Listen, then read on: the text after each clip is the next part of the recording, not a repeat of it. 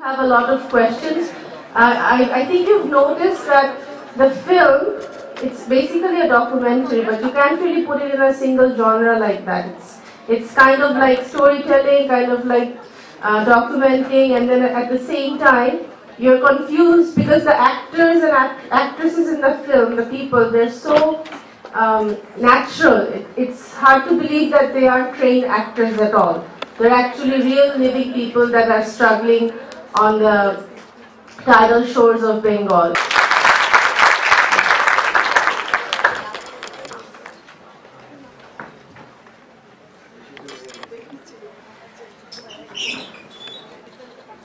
Actually, to start with, I have one thing to say that I am very pleased to see so many of audiences still, after watching this tiresome work and waiting to listen to me. I have nothing more to tell other than the film has already said. So, if I have listened to that, then that's it. But if you have anything more to add, we can add the discussion. Okay. We can just start by saying, because I remember when you showed it at Chayalot, ওখানে আপনি বলছিলেন যে অনেকগুলো scene আছে যেগুলো আসলে ওই মুহূর্তেই ঘটছিল, আপনারাই দৌড়াদৌড়ি করে ক্যামেরা নিয়ে গিয়ে মানে হ্যাঁ এটা খুব ইন্টারেস্টিং হবে, so not everything was planned, একটা আন্ডারলাইন স্ক্রিপ্ট বোধহয় ছিল। তো আপনি যদি ওই গল্পটা একটু বলেন যে actually how things kind of rolled along. তাদের নিজস্ব কিছু স্টেটমেন্ট আছে যে ওই গ্লাসটা ভেঙে ফেলতে পারো না, এটা একটা স্টেটমেন্ট একজন আমার কানে লাগলো। হ্যাঁ, আরেকজন বললো যে ওই যার পেটে খিদা, হ্যাঁ যার পেটে খিদা নেই সে জানবে না শিখে, বা কি ডেস্টিটিউট, যে হতদরিদ্র বলছে। এই স্টেটমেন্টগুলো কিন্তু আমার কানের থেকে গেল। এরপর আমি যেটা করি আসলে কিছু চরিত্র আইডেন্টিফাই করলাম যে আচ্ছা একটা মেম্বার চরিত্র আছে, এদের সবাই খোঁজে ওকে পায়, একটা সৌমেন চরিত্র আছে, এ হচ্ছে সবার সাথে পাই গুলো, আচ্ছা একটা চাল আছে, এও আবার একটু। আমি এইভাবে চরিত্রগুলো আস্তে আস্তে পিক করলাম এবং আস্তে আস্তে এদের সাথে সময় কাটানো, চা খাওয়া, গল্প করা, এদের সাথে বসা, বিভিন্ন জায়গায় ঘোরাঘুরি করা, এটা কন্টিনিউ করলাম। এবং তাদের প্রত্যেকে বললাম আপনাদের ওই যে চায়ের দোকানে কিন্তু আমার একটা কাজ বাকি আছে, সবাই কি সবসময় দেখা হলে বলি আপনাদের কিন্তু চায়ের দোকানে একটা কাজ বাকি আছে। সো ওরা এরপরে আমাকে জিজ্ঞেস করা শুরু করছে আপনারা চায়ের দোকানে কি কাজ করবেন, কবে করবেন এটা। সো ওরাও এক ধরনের মানে এক্সাইটমেন্ট কাজ করছে। এবং ফাইনালি যেই দিন আমি কাজটা করলাম সেই দিন এখানে কতটুকু বোঝা যাচ্ছে জানি না, টেকনিক্যাল ল্যাঙ্গুয়েজ যদি আমি বলি, এখানে কয়েকটা ফিল লাইট ইউজ না করা হয়েছে, যেটা খুবই ন্যাচারাল লাইট ফিল দেওয়ার জন্য গাছের উপর থেকে কিন্তু 200 পাওয়ারের প্রায় 2-3টা লাইট জ্বলতেছে। এবং ওই চায়ের দোকানের ভিতরে আমি মিথগুলি ব্রেক করতেছি যেহেতু প্রশ্ন করা হচ্ছে, এবং মিথগুলি ব্রেক করার একটা মজা হচ্ছে যে যারা ছবি দেখে তাদের জন্য হয়তো কিছু ট্রিট পাওয়া যায়, সেই জন্য বলছি। ওখানে চায়ের দোকানে দেখবেন যে যেখানে ওই যে চুলাটা যে ধোঁয়া উঠছে বা আলো জ্বলছে, সেখানে দেখবেন যে আলোটা আমি অ্যাকচুয়ালি আপনি যেটা স্ক্রিনে দেখছেন এটা যদি অরিজিনালি থাকতো তাহলে কিন্তু ক্যামেরা এটা আসতো না। সো আমাকে ওখানে কিছু তো করতে হয়েছে, কিছু তো ইম্প্রোভাইজ করতে হয়েছে। যেমন আমি ধূপ দিয়ে দিচ্ছি, ধূপ দেওয়া থেকে ধোঁয়াটা বেশি হচ্ছে, ঠিক আছে, বা একটা আগুন বেশি দিয়ে দিচ্ছে। একজন চালাকে ওই যে কাকারে বলছি আপনি একটু পর পর কোনো কারণ ছাড়া ও ধূপ দিয়ে দেখে যে ধোঁয়া উঠতেছে, কিন্তু অনেক ধোঁয়া উঠলে ক্যামেরা অল্প একটু আসে। আচ্ছা এরকম করে করে বিভিন্ন রকম লাইটটা এক্সাইটিং সব ঠিক করলাম। কিন্তু মজার ব্যাপার হচ্ছে আমি কিন্তু কোনো চরিত্রকে নির্দিষ্ট করে বলে দিইনি আপনি এরপর এটা বলবেন, আপনি এটা বলবেন, আপনি এটা বলবেন, এরকম কিছুই বলিনি। তাদের প্রত্যেকের সাথে আমি আলাদা করে যে মাস দিনে বিভিন্ন রকম কথাবার্তা বলছিলাম, ওই শুটিং এর দিন প্রত্যেকে আলাদা করে ডেকে আমি একটা ঘরের পাশের ঘরে গিয়ে বসে, এই তুমি না আজকে আমাকে সেদিন ওটা বলছিলা, আজকে কিন্তু মনে করে বললো কিন্তু ওটা, বুঝছো ওটা কিন্তু খুব ভালো বলছিলা তুমি, এরকম করে কাকা আপনি না ওটা বলছিলেন ওটা কিন্তু বলবেন, এটা কিন্তু খুব ভালো। তো তার ফলে কি হচ্ছে প্রত্যেকটা চরিত্রের মধ্যে একজন উত্তেজনা তৈরি হচ্ছে যে আমার কথাটা বলতে হবে, আমার পয়েন্টটা বলতে হবে। এইটা করার পর আমরা ওই জায়গাটা পুরো ইয়েলো বেল্ট করে দিতে বাধ্য হয়েছিলাম, ইয়েলো টেপ দিয়ে, কারণ তা নাহলে গ্রামের মানুষ কিন্তু শত শত ভেঙে পড়ে। আর আরেকটা জিনিস একটু এগুলো টেকনিক্যাল মিথগুলো ভেঙে দিচ্ছি, আমি ধরে নিচ্ছি আমরা সব একাডেমিক ডিসকাশন করছি, সেটা হচ্ছে যে কেউ খেয়াল করেছেন কিনা জানি না, ওখানে সামনে একটা ল্যান্টার্ন ঝুলছে চায়ের দোকানের সামনে, ওটা কি ল্যান্টার্ন কেউ বলতে পারবেন? কে বলছেন? হ্যাজাক লাইট, এক্স্যাক্টলি। হ্যাজাক লাইট কিন্তু ওখানে এমনিতে জ্বলে না কখনো, ওখানে হ্যারিকেন জ্বলে। আমি হ্যারিকেনটাকে চেঞ্জ করে ওখানে হ্যাজাক লাইট বসাই দিলাম, তার ফলে আমার আলো প্রায় 4-5 গুণ বেড়ে গেল ওখানে। কিন্তু ট্রিটমেন্টটা মনে হচ্ছে যেন হ্যারিকেনের মতোই কাছাকাছি একটা কিছু। তো এরকম ছোট ছোট কাজ করে জায়গাটা রেডি করে যখন আমি রোল করা শুরু করলাম, মজার ব্যাপার হচ্ছে রোল করার কিছুক্ষণ পরে কিন্তু প্রতিটা চরিত্র তাদের ঘটনাগুলো ভুলে গেল যেটা শুটিং হচ্ছে। এবং তারা এমনভাবে বাহাস করা শুরু করলো যে আমি প্রায় 1.5-2 ঘন্টা শুটিং করার পর এক সময় প্রত্যেকটা লাইট বন্ধ করে দিছি, ক্যামেরা বন্ধ করে দিছি, আমাদের লোককে সরাই দিছি ওখান থেকে, ভিডিওটেপ খুলে দিছি, কিন্তু তাদের ঝগড়া কন্টিনিউ করছে। বরাবরই এরকম আউটস্পোকেন বা ওর মানে ক্যারেক্টারটা এরকমই? আচ্ছা, এটা একটু অন্য গল্প বলতে হবে। সেটা হচ্ছে যে মোটামুটি ছবি বানাবো এরকম তো সিদ্ধান্ত নেওয়া হয়ে গেছে। আমি ছবি বানানোর সিদ্ধান্ত নিলে কি হয়, সাথে সাথে ওই প্রথমে ঘরের চুলাটা বন্ধ হয়ে যায়, নিজের ঘরের চুলাটা বন্ধ হয়ে যায়। তো আমার নিজের ঘরে যখন চুলাটা বন্ধ হইলো তখন আমি খুব মানে এটা কি বুঝতে পারছি সবাই, চুলা বন্ধ হওয়ার মানে হচ্ছে যে আমার খাওয়া দাওয়ার রাস্তা বন্ধ হয়ে গেলো আমাদের, ঠিক আছে?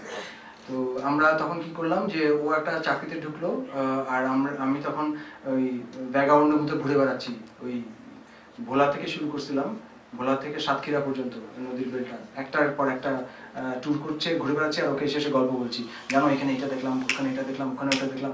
ও দিন রাত হচ্ছে চাকরি করে কোনো রকমের মোটামুটি চুলাটা জ্বালায় রাখছে, আর আমি মোটামুটি বিভিন্ন রকম কাজ কারবার করে যাচ্ছি। এটা করতে করতে করতে করতে এসে আমি তারাকে একদিন বললাম যে দেখো, একটা জায়গা মনে হচ্ছে যে ওই এরকম যে নৌকাতে যাচ্ছিলাম, তো ওখানে লোকাল স্কাউটিং থাকে যে এই ছেলেটা আমাদের এই এরিয়াটা ঘুরে দেখাবে, ওই ছেলেটা আমাদের এই এরিয়াটা ঘুরে দেখাবে। তো ওইখানে একটা ছেলে আমাদের সাথে ছিল। তো ওখানে আমরা ঘুরতে ঘুরতে বিভিন্ন জায়গায় ঘুরতে ঘুরতে ওখানে আমরা একটা গ্রামে গেলাম, যে গ্রামে পাড়ে দেখলাম যে অনেক মানুষ লাইন দিয়ে আমাদের যে শহর থেকে ক্যামেরা নিয়ে আসবে, সিনেমা হবে, এরকম একটা ব্যাপার আওয়াজ তারা পেয়ে গেছে। তারা সব সেজে গুজে ফুল মেক ওভার করে একদম লাইন দিয়ে দাঁড়ায় আছে সব। হ্যাঁ, তো এখন ওখানে একটা জিনিস আমার চোখে পড়লো যে প্রায় প্রত্যেকের মাথায় ঘোমটা ছিল, শুধু একটা মেয়ে দেখলাম যে প্রায় সবার চেয়ে একটু বেশি লম্বা এবং তার মাথায় ঘোমটা নাই, এবং সে একটা হাতে একটা বাচ্চাকে ধরে দাঁড়ায় আছে। তো আমি, আমার সাথে যে ছেলেটা ছিল ও একটু চ্যাংড়া পটকা এচোর টাইপের একটা ছিল, ইসলামিক হবে। তো ওকে আমি এমনি আসে, আচ্ছা এখানে ওই যে মেয়েটা দেখতে পাচ্ছ, ওই বলে যে হ্যাঁ দেখতে পাচ্ছি। ওইটা কি, ওইটা তো একটু অন্যরকম, মানে বাকি সবার মাথায় কাপড় আছে, এই একটা মেয়ের মাথায় কাপড় নাই, বাকি সবার চেয়ে লম্বা, হাতে একটা বাচ্চা নিয়ে দাঁড়ায় আছে, আবার বেশ মানে সুন্দর একটা সিঁদুর দেওয়া। আমি তাকে ওকে জিজ্ঞেস করলাম যে হ্যাঁ ও হচ্ছে রাখি। আমি বলছি যে তুমি চেনো ওকে? আচ্ছা হ্যাঁ আমি ওকে চিনি। কি হয়েছিল? আমার বউ।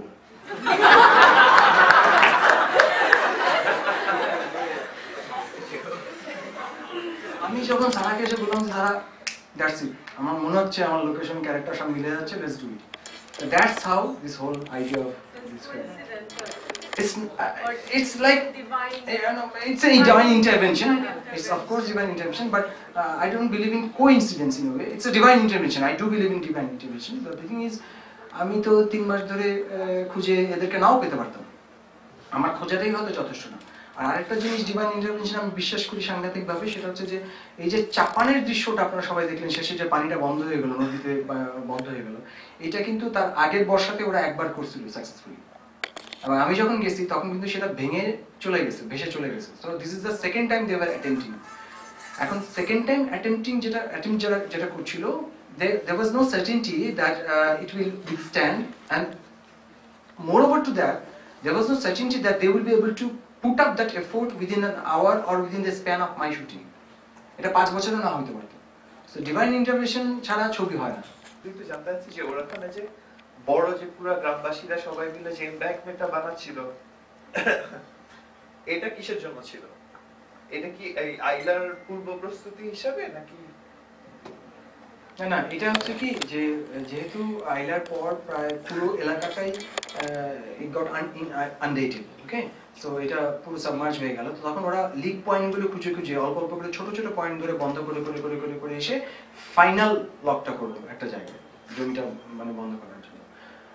এইটা মানে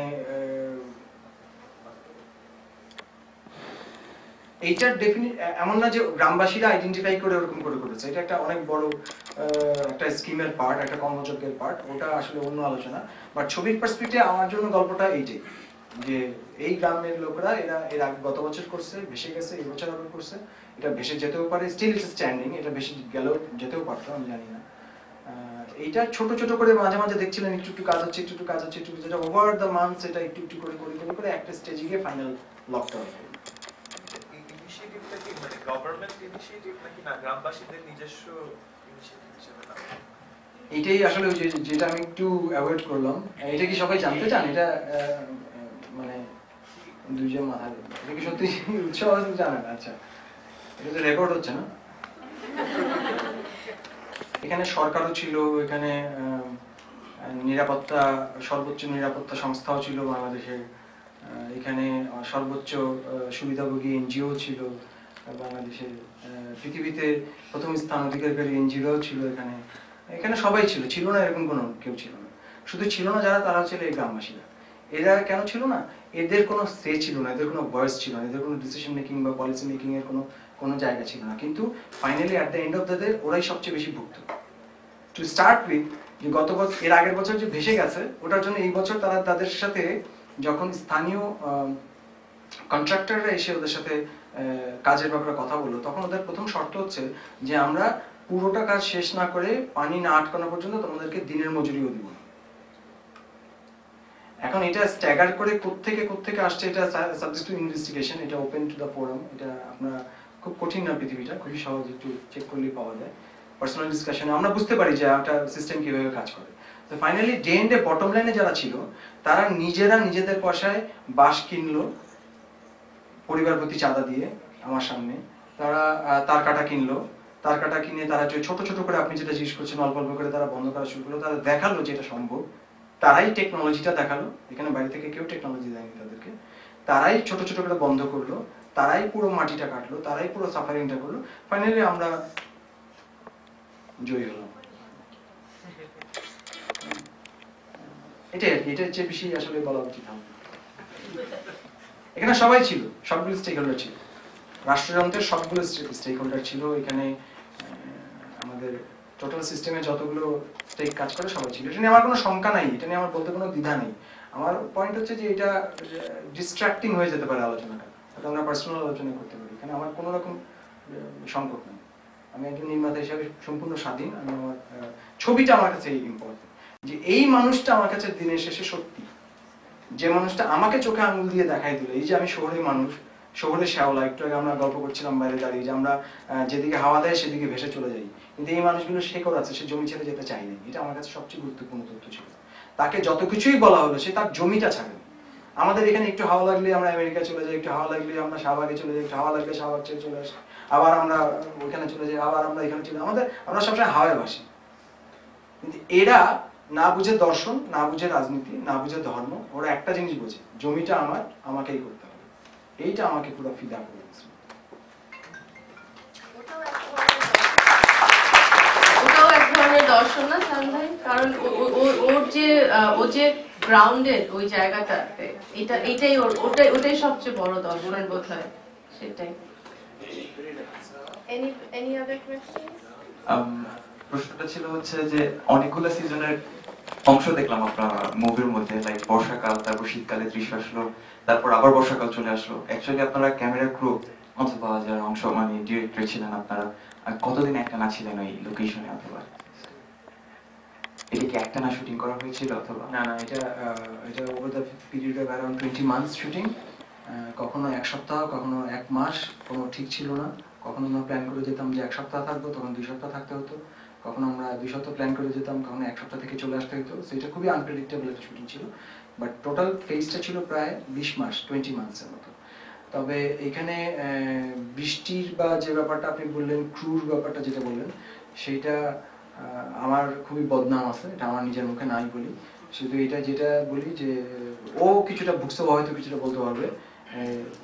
তোমাকে আমি ফোন করতাম না, কি করতাম, কারা পালায় যেত, আমি জানি না। মানে আমার খুবই বদনাম আছে, ফিল্ম মেকার হিসেবে মোটামুটি সুনাম আছে, ডিরেক্টর হিসেবে খুবই বদনাম আছে। ক্রুরা সব পালায় যেত, একটু পর পর আমি ফোন করে চিৎকার করা শুরু করতাম ওর সাথে, ও মাঝে মাঝে যেত। আর কি করতো, সবচেয়ে বড় সমস্যা ছিল এই ক্রু পাওয়া যাওয়াটাই। মানে যেহেতু 20 মাস ধরে কাজটা হলো, মোটামুটি 20 মাসের ধৈর্য, মানে সবাই ছিল যে প্রথম দিকে খুবই উৎসাহ, আরে দুনিয়া ফাটায় ফেলবো, একদম সবকিছু করে ফেলবো। তারপরে যে একটা ট্যুর করার পরে, কারণ ওখানে যে পরিস্থিতিতে থাকতে হতো, মানে ওখানে ওরা গ্রামবাসী যেভাবে আছে, আমাদের ক্রুদেরকে কিন্তু ওভাবে থাকতে হতো, কোনো গেস্ট হাউস কোনো কিছু ব্যবস্থা। ওরা যে ধরনের খাওয়া দাওয়া খাচ্ছে, ও ধরনের খেতেছে, কারণ অ্যাডভার্স পরিস্থিতি যত রকম হতে পারে। এখন শুটিং এর সাধারণত কেউ এরকম অ্যাডভার্স পরিস্থিতিতে ফেস করবে, এরকম ইয়ে করে অভ্যস্ত না। তা আলটিমেটলি ওটাই সবচেয়ে বড় ঝামেলা ছিল, যে কিছুদিন পর পর ক্রু দেখা যেত 2-3টে ট্যুর করতো, তারপর ক্রু পলাতক, আবার হচ্ছে আবার নতুন করে দল বানাও, আবার করো। তারপরও 2-1জন টিকে গেছিল, যেমন এখানে মারুফ কই, ওই যে মারুফ হচ্ছে এখানে, ও হচ্ছে অনলি সার্ভাইভিং মারুফ, এবং এখন পর্যন্ত আছে। আমরা 7 বছর ধরে কাজ করছি একসাথে। মানে আমার মনে হয় যে ও আমার ট্রিলজিটা শেষ করবে, আমার মনে হয়, আমার বিশ্বাস আছে ও ট্রিলজিটা শেষ করবে। মানে এটা একটা সমস্যাও কিন্তু, যে আপনি একটা কাজ চিন্তা করছেন, মানে সবগুলো কাজ তো বাণিজ্য মাথা নিয়ে করা যায় না, সবগুলো কাজ তো নিজের, কোনো কাজ তো নিজের তাড়না নিয়ে নিশ্চয়ই আপনারাও করেন, তাই না? তো এটা আমি যখন প্রথম কনসেপ্ট করলাম তখনই স্যারাকে বলছি, দেখো এটা 12 বছরের প্রজেক্ট, কিন্তু 3খানা ছবি, এটা কাইন্ড অফ একটা উপন্যাসের মতো, নভেলের মতো। আপনি 3টা নভেল লিখবেন, যে একটা পানি আসার পর কি হইলো, আর এটা পুরোটা পানিতে ভাসমান, ডে আফটার টুমরো বলে আপনারা রিসেন্টলি কিছু মানে ওটা জেনে থাকবেন, মানে দেখতে পাবেন। প্লাস আরেকটা হচ্ছে টিল দ্য লাস্ট ড্রপ। এটা যদি করতে পারি 12 বছরের একটা যাত্রা, সেটা টিকে থাকাটাও বিশাল ব্যাপার। হ্যাঁ, আরেকটা প্রশ্ন ছিল, সেটা হচ্ছে যে শেষ দৃশ্য যেটা দেখলাম আমরা, যে বাসাটা বদল করে নিয়ে যাওয়া হয়েছে, তারপরে বাসা কনস্ট্রাকশনটা শেষ হওয়ার আগে বৃষ্টি চলে আসছে, আর রাগারাগি হচ্ছে আর কি স্বামী স্ত্রীর মধ্যে। তো এই জিনিসটা কি ইম্প্রোভাইজ ছিল আর কি? আপনারা কি এক্সপেক্ট করেছিলেন যে বৃষ্টিটা আসার পরে এরকম একটা স্ট্রাকচারটা এরকম হবে? মহা বিপদ। আপনি কি ছবি টবি নিয়ে ঘাটাঘাটি করেন? Very good sign. এই প্রশ্ন পাওয়াটাও একটা সৌভাগ্যের ব্যাপার। Honestly speaking, academic forum I am supposed to open. হ্যাঁ, এইটা আমরা এডিটিং প্যানেলে বসে অনেক রকম চিন্তা ভাবনা করে ছবির এক্সিটটা কি হবে সেটার ব্যাখ্যাটা আমি বলছি, কেন বললাম সেই জায়গাটা যাচ্ছি। টেকনিক্যাল পার্টটা বলি প্রথমে। সেটা হচ্ছে যে একদম ইয়াহু ওয়েদারে দেখে মাসের পর মাস, যে অক্টোবর মাসের আচ্ছা 19 তারিখে বোধহয় বৃষ্টি না, তাহলে বোধহয় জুলাই মাসের 19 তারিখে বৃষ্টি, এরকম কি যেন দেখে তাহলে আমরা 15 তারিখের মধ্যে যাই, ওখানে গিয়ে ওদের একটা ঘরের কাজ বন্ধ রাখতে বলি, হ্যাঁ, বা এরকম করি। কারণ একটা ন্যারেটিভ স্ট্রাকচার, কিন্তু আমি এই জন্যই বলছি কোনো জনারে বিলং করে না, ঠিক আছে? আমি আমার ছবি বানাবো, আমি ছবি বানাইছি। আপনি যদি এটাকে ডকুমেন্টারি বলেন এটা আপনার ব্যাপার, আপনি যদি এটাকে ফিকশন বলেন এটা আপনার ব্যাপার। ছবিটা আপনি পাইলেন কিনা এটা আমার ব্যাপার। যে ছবিটা আমি বলতে চাচ্ছিলাম, সেই ছবিতে ন্যারেটিভে আমি যখন প্রায় বছর খানেক ধরে আমি এডিট করছি, তখন আমি এদের বিভিন্ন রকম ঝগড়া দেখতে পাই, কিন্তু ক্যামেরায় আসে না। ঝগড়া এদের খুব নিয়ামক, খুবই গুরুত্বপূর্ণ একটা বিষয়, ক্যামেরায় আসে না। এরা আমি ক্যামেরা দিয়ে ঘুরলে আমি পিছন থেকে আওয়াজ পাই ঝগড়া করে, ক্যামেরায় করে না। তো আমি গ্রামবাসীর ক্ষেত্রে খবর পাই যে এরা দুজন কালকে চুলাচুলি করছে, আমার কাছে কোনো খবর নেই। তো আমি কিন্তু প্র্যাকটিক্যালি পুরোটা সময় এক ধরনের, মানে অ্যাজ এ ডিরেক্টর আমার দুটা চরিত্রকে প্রবলভাবে ভালোবেসে তাদের সবগুলো সত্যি এবং মিথ্যাকে, সবগুলি আলো এবং অন্ধকারকে কিভাবে আমি দেখতে পারি, সেই জায়গাটা থেকে, সেই লোভ থেকে এই জায়গাগুলো খোঁজা। আর সবচেয়ে গুরুত্বপূর্ণ পয়েন্টটা এখানে যে এক্সিটটা বৃষ্টিতে কেন, এটা আমার কাছে খুব গুরুত্বপূর্ণ। আমি বিভিন্নভাবে ন্যারেটিভ স্ট্রাকচারটা নিয়ে চিন্তা করছি। আমার এই ছবিটা আমরা একটা এডিটিং ল্যাবে সিলেক্ট হয়েছিল, একজন এডিটিং এর পেজে ছিলাম আমরা তখন বার্লিনে ওরা 9টা ছবিকে ইনভাইট করেছিল এডিটিং ল্যাবে, তখন এই ছবিটা ছিল। তো বার্লিন ফিল্ম স্কুলে ডিএফএফবি যে ফিল্ম স্কুল, ওদের 9টা সুইচে আমাদের 9টা ওয়ার্ল্ড রিনাউন্ড এডিটরের সাথে বসায় দেওয়া হয়েছিল। তো আমি 6 দিন প্রায় 150 মিনিট একটা রাশ লাইন আপ দিয়ে ওর সাথে গল্প করলাম। তো আমি ভাবছিলাম যে সে আমাকে এডিটিং নিয়ে কোনো সাজেশন দেবে, সে আমাকে এডিটিং নিয়ে কোনো সাজেশন দেয়নি। সে আমাকে কন্টিনিউয়াসলি আমি ছবিটা কেন বানাইছি, কি হয়েছে, বিভিন্ন গল্প করলো। গল্প করতে করতে ছোট ছোট করে নোট নিয়ে একটা করে স্টিকার লাগানো শুরু করলো। 6 দিন পরে আমি দেখলাম স্টিকারের একটা স্ট্রাকচার হয়ে গেছে, এবং স্ট্রাকচারের দিকে আমি দেখলাম তাকে। আমি আসলে গল্পটা বলতে চাচ্ছি এইভাবে যে একটা বৃত্ত যখন শুরু হয় একটা বিন্দু থেকে, এই বিন্দুটা কিন্তু আসলে ঘুরতে থাকে, ঘুরতে ঘুরতে ঘুরতে ঘুরতে কোথাও গিয়ে আমরা আবার ফিরে কিন্তু ওই বিন্দুর খুব কাছাকাছি চলে আসি।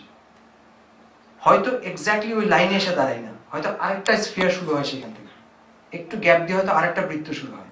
কিন্তু আমরা কিন্তু ঘুরে ঘুরে প্রতিটা গল্পই রিপিট করি আমাদের নিজেদের জীবনে, আমাদের বাবা মার জীবনে, আমাদের রাষ্ট্রীয় জীবনে, সামাজিক জীবনে। তো এই বৃত্তটা কিন্তু আসলে এক ধরনের মানে খুব গুরুত্বপূর্ণ ন্যারেটিভ স্ট্রাকচার আমার কাছে, আমি ফাইন্ড আউট করলাম যেটা খুব গুরুত্বপূর্ণ। কারণ বৃত্তটা আমরা বুঝতে পারি না বলেই কিন্তু আমরা ব্যক্তিগত জীবনে অনেক বেশি ইনটলারেন্ট হয়ে যাই, অনেক বেশি হয়তো মানে হয় না আমাদের নিজেদের অনেক কিছুর সাথে আমরা বোঝাপড়া করতে পারি না। তো আমি যখন এটা দেখলাম তখন দেখলাম যে আসলে এই গল্পটা তো শুরু হয়েছিল একটা ঝড় দিয়ে, এবং এদের যে কোনো দিন আবার একটা ঝড় আসতেই পারে। তাহলে এই সমতটের, এবং এরা কয়েকদিন পরপর ঝড় ফেস করেই অভ্যস্ত। এই গল্প এখানে আজকে নতুন হয়নি, গত 100 বছর 1000 বছর ধরে এই গল্পই চলছে এখানে, এবং আগামী 100 বছর এই গল্পই হয়তো চলবে। তাহলে আমি কে এটাকে ডিস্টার্ব করা? আমি তো কেউ, আমি শুধুমাত্র ওটাকে ওর মতো করে বের করে নিয়ে আসতে পারি। সেই জন্য ডিসাইসিভলি হ্যাঁ, অ্যাজ এ মানুষ আমি হয়তো criminal, as a film maker I was right. Thank you. ছবি তো আসলে একটা পূর্ব নির্ধারিত গল্প থাকে বা একটা বেসিক প্ল্যান থাকে, কিন্তু ছবিটাতে যেরকম দেখলাম মনে হলো আসলে ওই মুহূর্তে ওইখানেই ডিসিশনটা নেওয়া হয়েছে। সো এই ব্যাপারে আসলে আমার নিজের কাছেই কনফিউশন হচ্ছিল যে আসলেই কি এটা আপনারা আগে থেকেই চিন্তা করেছিলেন, নাকি ওই মুহূর্তে মনে হলো না এটা আসলে হচ্ছে, আমি এটাকে শুট করবো, আসলে ব্যাপারটা কিরকম? এটা আমি কিছুটা উত্তর দেওয়ার চেষ্টা করেছিলাম। আমি আরেকটা উদাহরণ দিয়ে বলি, সেটা হচ্ছে যে আমি যখন ছবিটার মূল কাজটা শুরু করিনি, যখন সৌমেন এবং রাখিকে দেখে এসে আমি আলোচনা করলাম যে এইখানে এই লোকেশনটা এইটাই, 3 মাস স্কাউটিং এর পর 3 মাস স্কাউটিং করলাম পুরো বলা থেকে শুরু করে, তখন আমি আসলে ওই চরিত্রগুলোর সাথে গল্প করে করে ছোট ছোট এক্সেপ্ট লেখা শুরু করেছিলাম। এক্সেপ্ট মানে হচ্ছে ব্লার্বের মতো, ছোট ছোট স্টোরি লাইনের মতো প্রতিটা চরিত্র ধরে। এটা যে কোনো স্ক্রিপ্টিং এর প্রসেস, যখন একটা স্ক্রিপ্টিং করা হয় চরিত্র ধরে ধরে কিছু ব্লার্ব তৈরি করলে তখন সেই বাবলটা হেল্প করে টোটাল স্টোরি লাইনটা ডেভেলপ করতে। এবং সেটা ব্লার্বটা তৈরি করার সময় আমি শুধুমাত্র যে এই গ্রামের বা এই মানুষগুলোর ব্লার্বগুলোই কালেক্ট করছিলাম তা না, আশেপাশে বিভিন্ন জায়গায় যখন ঘুরে বেড়াচ্ছিলাম তখন সেখানকার মানুষের গল্পগুলো ছোট ছোট করে লিখে রাখছিলাম। এখন ফাইনালি ক্যামেরা রোল করার আগে আমি এটাকে যখন স্ট্রাকচার করলাম তখন কিছু ব্রাশ আপ করে কিছু ফিকশন কিছু নন ফিকশন মিলিয়ে একটা স্ট্রাকচারের মতো করা শেষ হলো। শুটিংটা যখন শুরু হলো তখন আমি অনেক কিছুই শুটিং এর আগেই কিন্তু ওই ন্যারেটিভ স্ট্রাকচারে কিন্তু অনেক কিছু তাদের কাছ থেকেই শোনা, যে এখানে এইভাবে চাপানো হয়, এখানে একটা স্কুল আছে, এখানে ওরা এখানে বাজার করতে যায়, ওরা এখানে এই ঘটে, চায়ের দোকানে এরকম ঝগড়া হয়, এই ব্যাপারগুলো কিন্তু আগে আমার এক ধরনের জানা। কিন্তু আমি যেটা শুরু করলাম সেটা হচ্ছে যে ওদেরকে ফলো করা শুরু করলাম এবং আমার ন্যারেটিভ অনুযায়ী জিনিস খোঁজা শুরু করলাম। যে আমি অনেকদিন পর একটা ইলেকশন খুঁজছিলাম, আমি ইলেকশনটা পেলাম না। আমি চাচ্ছিলাম যে এর মধ্যে একটা ইলেকশন হোক, একটা নির্বাচন হোক, এটা আমার ন্যারেটিভ লেখা ছিল, আমার স্টেটমেন্টে লেখা ছিল। কিন্তু ইলেকশনের একটা ব্লার্ব আমি পেলাম, যে ব্লার্বটা আবার আমি ইউজ করলাম এখানে চাপান শুরু হওয়ার আগে যে রাত্রেবেলা হেলথ লাইট ওরা যে মিটিং করে গোল হয়ে বসে, ওটা আসলে অ্যাকচুয়ালি ইলেকশনের আগের একটা মিটিং এর শুটিং। কিন্তু যেইভাবে আমি ইলেকশনটা চাচ্ছিলাম সেভাবে আমি পেলাম না। তো আমি কি করলাম, ওটা কি আরেকভাবে ইম্প্রোভাইজ করলাম ওই শুটিংটা। বোঝা যাচ্ছে বেশি কমপ্লিকেটেড মনে হচ্ছে জিনিসটা?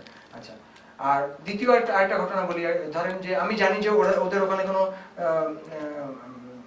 টয়লেটের ব্যবস্থা নেই, এবং আমি জানি যে রাখি অনেকদিন ধরে প্ল্যান করছে একটা নিজেদের টয়লেটের ব্যবস্থা করবে। তো আমি শোনার পর থেকে কিন্তু বলছি যে তুমি কিন্তু আমাকে জানাবা, 2 সপ্তাহ আগে অন্তত আমাকে জানাবা, আমি কিন্তু এটা শুট করবো।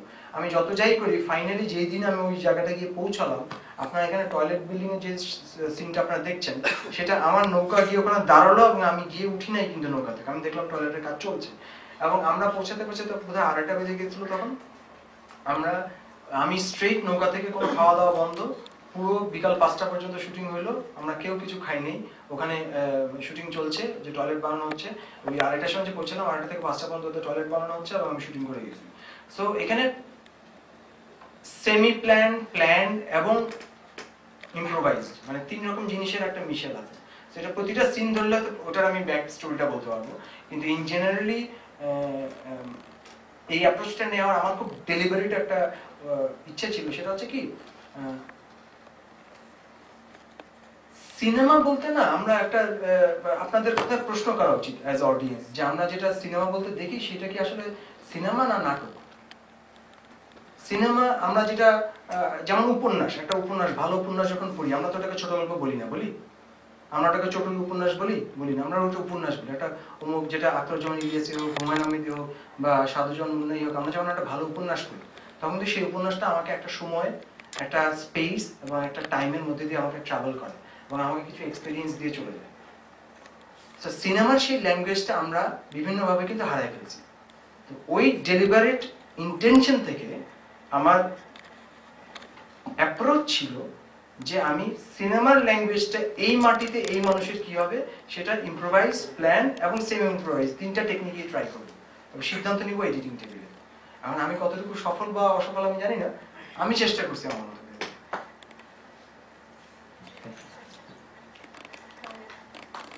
সরি বেশি জটিল হয়ে গেছে আসলে সুযোগ দেওয়ার জন্য আসলে আমি মার্কেট থেকে ছবিটা দেখেছি। তো এমনিতে আইলা দুর্গতদের যে একটা সমস্যা চলছে এটা তো সবসময় আমাদের কানে আসে, কিন্তু আজকে এটা একেবারে মনের ভিতরে স্পর্শ করে গেছে। ছবির কিছু কিছু ক্ষেত্রে আমার মনে হচ্ছিল যে আমি যাতে একবারে চোখ থেকে দেখছি। আমার মাঝে মাঝে মনে হলো যে ছবির সিকোয়েন্সটা কি গুগল গ্লাস দিয়ে না হলো কিনা। একটা জায়গায় মাটির একটা দলা যাচ্ছিল, সেটা ঠিক ঠিক ওর পিছনে আরেকটা যাচ্ছে, মনে হচ্ছিল যে ক্যামেরাটা বোধহয় মাটির দলার ভিতর ফিট করা আছে। তো এই জিনিসগুলো দেখে খুব ভালো লেগেছে।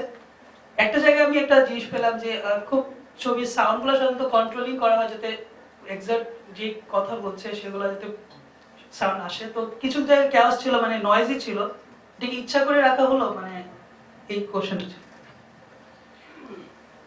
আমি জানি না অডিয়েন্সের মধ্যে, না অডিয়েন্সের মধ্যে কতজন টেকনিক্যাল বা মানে টেকনিক্যাল, মানে এটা কিন্তু একটু টেকনিক্যাল প্রশ্ন, আমি আলাদা করে উত্তর দিতে পারি, কিন্তু অডিয়েন্সের মধ্যে কি এটার খুব একটা উৎসাহ আছে? একটু বোরিং হয়ে যেতে পারে, ছোট করে দেওয়ার চেষ্টা করবো, কিন্তু উৎসাহ নাই আসলে। হ্যাঁ আছে। Again coming to the sound বলতেও কিন্তু আমরা একটা মাফেলড যেটাকে বলে কি বলে জানি এটা সারা কি করে জানি ওরা, আরে ডাবিংটাকেই আমরা সিনেমার সাউন্ড বলে মেনে নিছি। এটা বলি ডাবিং কখনো সিনেমার সাউন্ড হতে পারে না।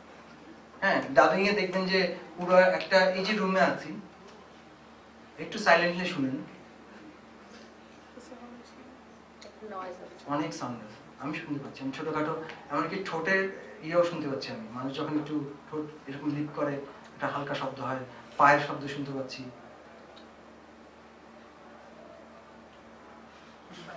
অনেক শব্দ পাওয়া যাচ্ছে, কিন্তু এইটার একটা মজা আছে। এটা এই স্পেসের বাইরে গেলে আরেক রকম হবে, নিচে গেলে আরেক রকম হবে, রাস্তায় গেলে আরেক রকম হবে। এত সুন্দর একটা সিগনেচার থাকে একটা স্পেসের।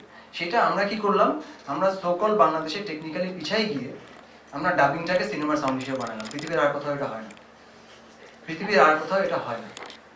সেকেন্ড পয়েন্ট হচ্ছে সাউন্ডস্কেপ। যদি আমি চিন্তা করি, আমরা ল্যান্ডস্কেপ যদি চিন্তা করতে পারি, তাহলে সাউন্ডস্কেপও চিন্তা করতে পারা উচিত। সাউন্ডস্কেপ তো একটা রীতিমতো music, if you can listen to that. Material আছে, সেইটাকে আমি কিভাবে কাজে লাগাতে পারি। হ্যাঁ, পোস্টে গিয়ে 7টা লেয়ারে কাজ করতে হচ্ছে সাউন্ড নেওয়ার, আমার ডাবিং করলে হয়তো 2টা লেয়ারে হয়ে যেত।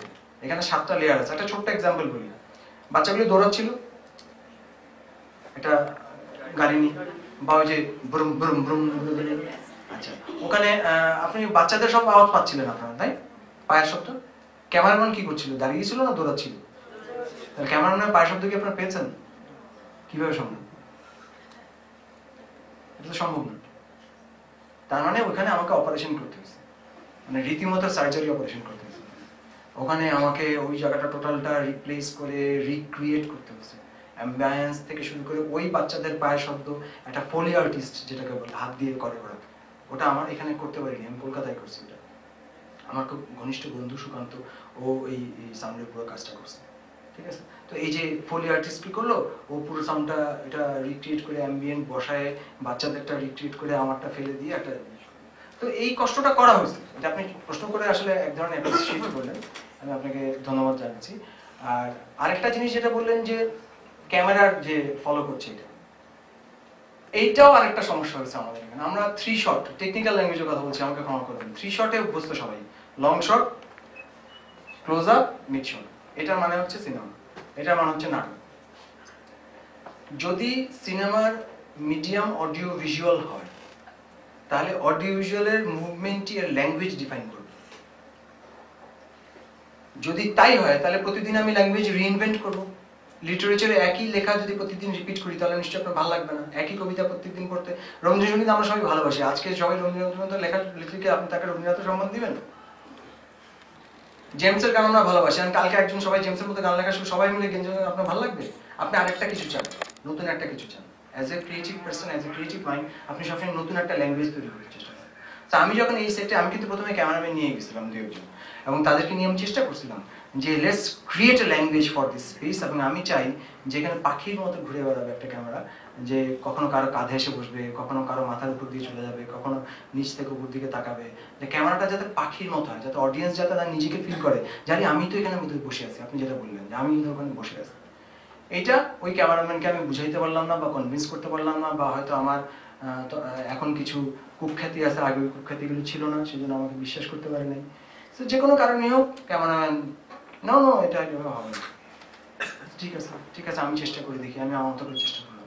সেইখান থেকে এই ল্যাঙ্গুয়েজটা আসে, সেইখান থেকে এই সাউন্ড স্ক্রিপ্টটা আসে। সরি, খুবই টেকনিক্যাল আলোচনা করলাম।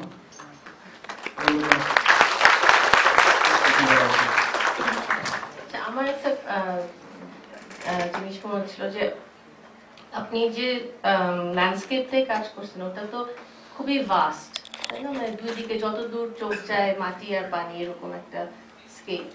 এইটার মধ্যে আপনার শটগুলোর মধ্যে কিন্তু স্পেস তৈরি করার একটা চেষ্টা আছে সবসময়। তো এইটা কি আপনার আর্কিটেকচার ব্যাকগ্রাউন্ডের সাথে কোনোভাবে আপনার মনে হয় কোনো মানে কোনো ইনস্টিংক্টিভ দিয়ে চলে আসছে, ইনেট কোনো? কারণ খুব মানে if you look at it it's like একদম ভাস্ট ল্যান্ডস্কেপ, না? পানি যত দূর চোখ যায় ওখানে, কিন্তু ওইটার মধ্যে আপনি কিন্তু মানে স্পেস বের করে নিয়ে আসছেন। না, এইটা আসলে আমারও এই ছবিটা কাজ করার আগ পর্যন্ত জানা ছিল না যে আসলে চেষ্টা করলে একটা ল্যাঙ্গুয়েজকে আর একটা মিডিয়ামে অ্যাপ্লাই করা যায়।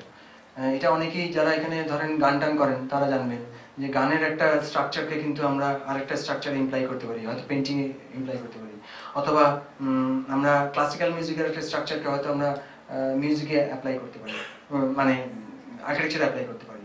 ডেফিনেটলি আমি এখন বুঝতে পারি যে আমার আর্কিটেকচারাল ট্রেনিং এর একটা সিরিয়াস ইম্প্যাক্ট আছে, কিন্তু আমি যখন কাজটা করছিলাম এটা কনসিয়াস ছিল না। But definitely I am totally indebted to my study, because আমাদের এখানে ওইভাবে স্টাডি করার কোনো সুযোগ ছিল না। আমরা নিজেরা ক্যামেরা বলি, শব্দ বলি বা সিনেমা বলি, এগুলি শেখার চেষ্টা করে গেছি নিজেরা। এখন মজার ব্যাপার হচ্ছে আমরা যখন এডিটরের সাথে কথা বলি তখন অ্যাকচুয়ালি এখানে আর্কিটেকচার স্টুডেন্ট কতজন আছেন? Wow wow, good, very impressed. আমি এখনো যখন আমার এডিটরের সাথে কথা বলি তখন কিন্তু আর্কিটেকচারাল ল্যাঙ্গুয়েজে কথা বলি। আমি এটার জন্য খুবই মানে প্রাউড ফিল করি এবং এটা খুবই আমি সেলিব্রেট করি। আমি বলি যে ধরেন একটা সিকোয়েন্স ওপেনিংকে আমি বলি ফয়ার, ধরো তুমি এন্ট্রি করবা, তোমার এন্ট্রিটা তো খেয়াল রাখতে হবে, বুঝছো না? এন্ট্রিটা না হলে স্পেস বোঝা যাবে না, বা কমন সেন্ট্রাল স্পেস যেটা অ্যাট্রিয়াম বা কোনো একটা কিছু, হ্যাঁ, একটা ইনস্টিটিউশন যদি হয়, তখন আমি প্রেমিস লাগবে তার। এখানে এই এতটা ঘটনা ঘটে গেলে একটা প্রেমিস না আসলে আমার মানে অডিয়েন্স খুলবে কোথায়? এরপর গিয়ে আমি বিভিন্ন সেকশনে ঢুকবো বা বিভিন্ন জায়গায় স্পেস দেবো। হ্যাঁ, এক্স্যাক্টলি এডিটিং এই ল্যাঙ্গুয়েজে করবো। এবং মানে এই যে মডিউলেশন অফ স্পেস, আমরা যখন একটা ইনস্টিটিউটের মডেল দেখি আমরা, তখন কি হয় একটা আর্টিকুলেশন অফ স্পেস দেখি না? ওইটা কি ছিল, ওই যে মন্দির স্ট্রাকচার ছিল কোণারকের, ওই যে ছোট ছোট ছোট আছে না, একটা নাট মন্দির, তারপর এইটা, তারপর এইটা, তারপর এইটা, তারপর এইটা, তারপর connecting line, south Indian temple. ওই ল্যাঙ্গুয়েজে কিন্তু একটা পুরোটা অ্যাপ্লাই করা যায়। আবার ওইটাকে আমি পরে লক্ষ্য করে দেখছি ক্লাসিক্যাল মিউজিকের মডুলেশনের সাথে আবার মিলান যায়। সো কোন মিডিয়ামই কিন্তু মানে এমন না যে ওটা শুধু ওই মিডিয়ামের জন্য। ওই মিডিয়ামকে যদি অ্যাপ্লাই করতে পারা যায়, লাইট এন্ড স্পেস তো ডেফিনেটলি পুরোপুরি আমি টোটালি অ্যাগ্রিচার ইনডেট, মানে দ্য সেন্স অফ লাইট বা সেন্স অফ স্পেস যেটা বলছে যে এটা যখন শেষ হলো আলটিমেটলি, তখন মানে যেটা যখন আমি ছবিটা দেখলাম ফার্স্ট, আমি যখন লাইন আফটার মানে যে ফিলিংসটা হলো, মানে যে এই যে মানুষগুলো আমাদের দেশের এত বড় একটা মাস, এদের গল্প কিন্তু কেউ বলছে না এবং আনহার্ড থেকে যাচ্ছে যে এত বড় একটা ইয়ে। তো যখন এটা বলা শেষ হয়ে গেল, ধরো আমি খালি একটা কথা বলছিলাম যে এই একটা গল্প বলা হয়ে গেল। সো দ্যাটস ভেরি ইম্পর্টেন্ট, মানে যে এই গল্পটা বলা হয়ে গেল।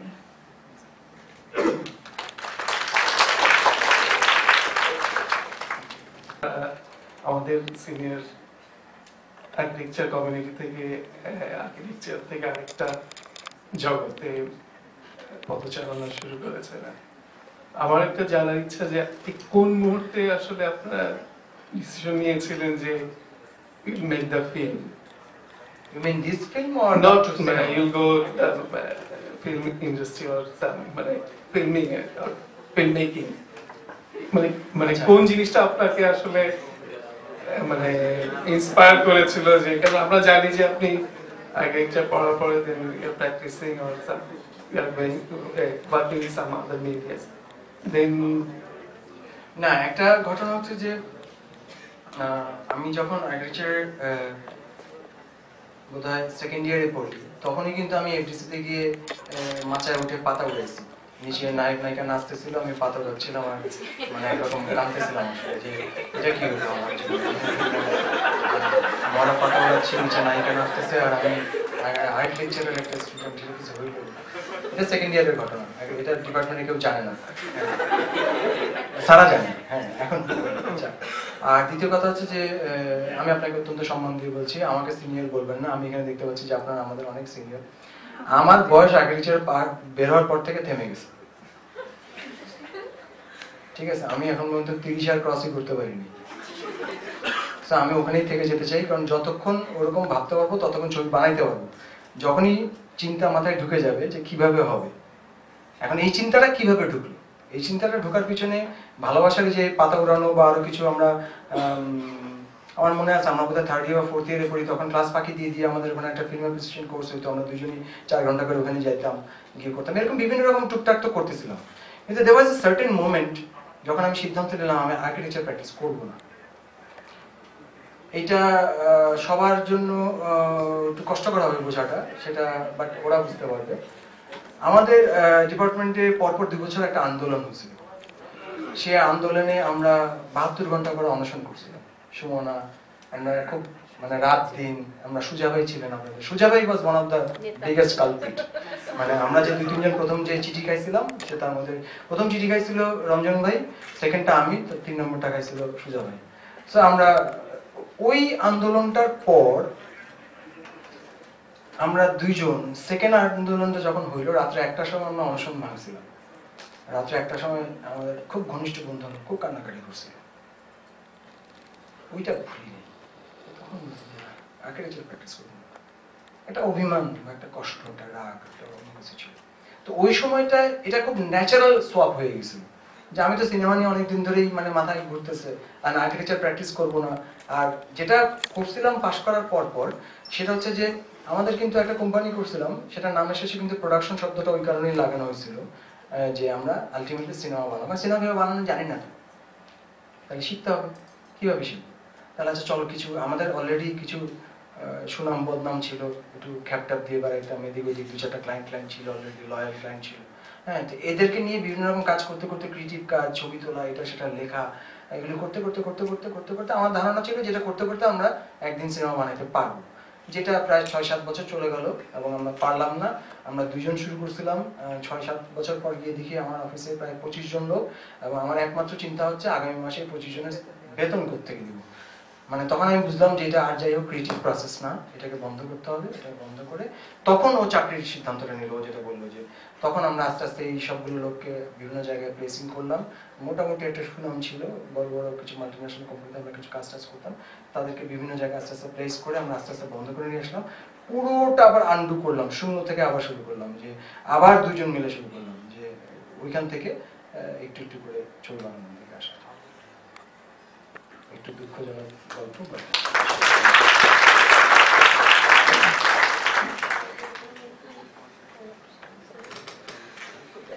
আমার মনে পড়ে না আমরা এত বড় প্রশ্ন উত্তর করবো এর আগে করছি এখানে, but I think it was very interesting for all of you. আর খুবই ইন্ট্রিগিং একটা গল্প, আর্কিটেক্টস টার্ন ইনটু জগৎ বিখ্যাত ফিল্ম মেকার্স। সো এনিওয়েজ আপনি তো আবার মাঝারি বিখ্যাত থাকতে হবে। সো আপনাদের দুজনকে অনেক অনেক ধন্যবাদ এখানে আসার জন্য, আমাদেরকে সময় দেওয়ার জন্য, এবং এখানে স্ক্রিন করার জন্য স্পেশাল ইভেন্টে। এবং আপনাদের টিমকেও অনেক ধন্যবাদ। আমি সাইফুলকে ধন্যবাদ দিতে চাই for helping us organize all this, and also আমাদের ডিপার্টমেন্টের সবাই, ইয়াসমিন আপা আছে কিনা জানি না, পলাশ টলা, সবাই যারা আমাদের স্টাফরা, everybody helped a lot.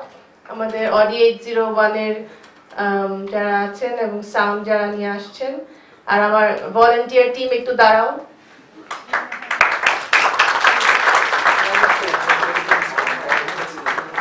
thank you very much for your support and making this a very successful event. আচ্ছা তাহলে আজকে আমরা শেষ করি thank you all so much